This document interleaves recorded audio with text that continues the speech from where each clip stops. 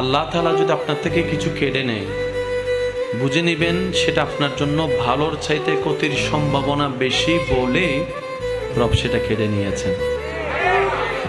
রব দেখছে আমার বান্দা থেকে যদি এটা আমি কেড়ে নিই, সে কষ্ট পাবে 2 বছর, কিন্তু এটা যদি বান্দার কাছে থেকে যায় কষ্ট পাবে আজীবন। রব সেটাই দেয়, সেটা যেটা বান্দার জন্য কল্যাণ। বান্দা চেয়ে নেওয়া আর রব খুশি হয়ে দেওয়ার মধ্যে আসমান জমিনের পার্থক্য আছে না নাই?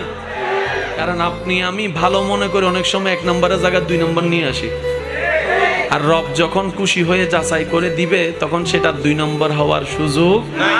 এই জায়গায় আমাদেরকে একটু ধৈর্য ধরতে হবে।